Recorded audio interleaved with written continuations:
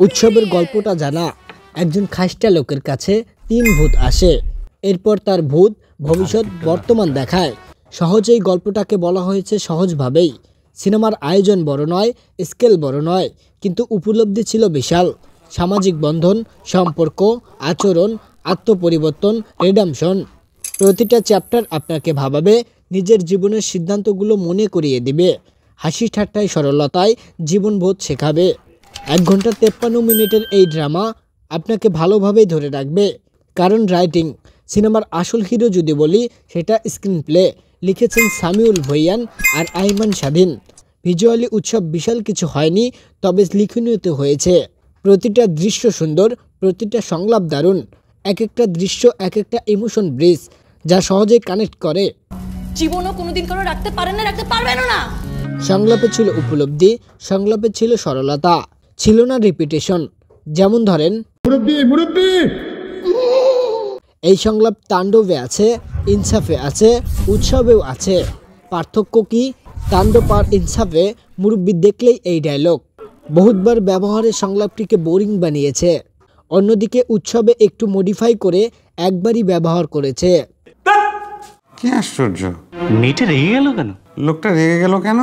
মেটা নির্ভর সংলাপ কিভাবে ব্যবহার করা উচিত তার ভালো উদাহরণ উৎসব।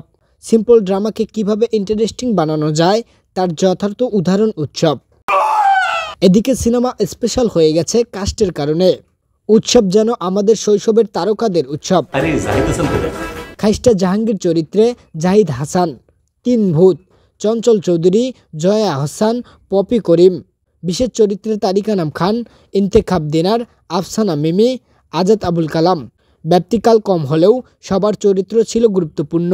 তাদের একসাথে পারফর্ম করতে দেখলে আপনার নস্টালজিয়া ট্রিগার করবে।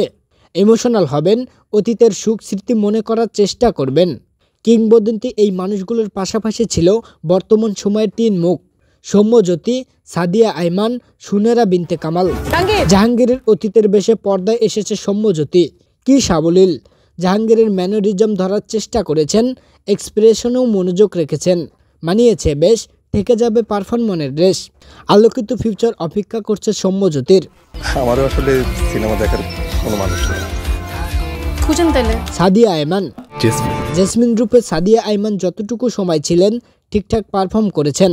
অতীতের ভাইবটা খুব ভালোভাবেই ফুটিয়ে তুলেছেন।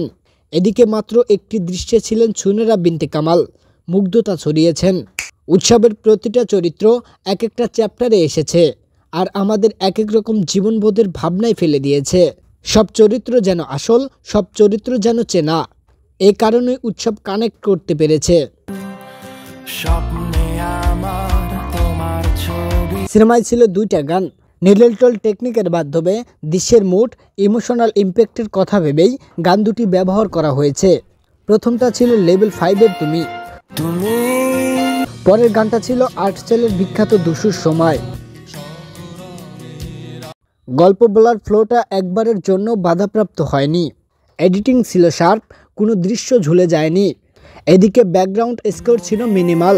সত্যি বলতে ইমোশনগুলো সবাই যেভাবে অনুভব করে পারফর্ম করেছেন, দর্শক কানেকশন ফিল করেছে।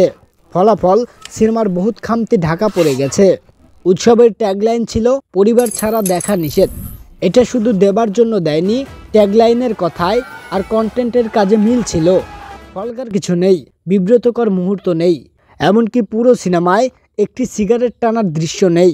সব মিলিয়ে যদি বলি, উৎসব একটি পরিচ্ছন্ন সিনেমা, যা আপনাকে পরিবারের কথা মনে করাবে, জীবনে হারিয়ে যাওয়া মানুষদের স্মৃতিচারণ করাবে, সর্বোপরি আপনাকে ভাবাবে।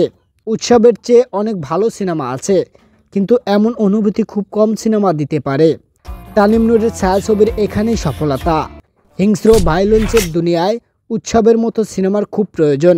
এগুলো জীবনের সাথে থেকে যায়।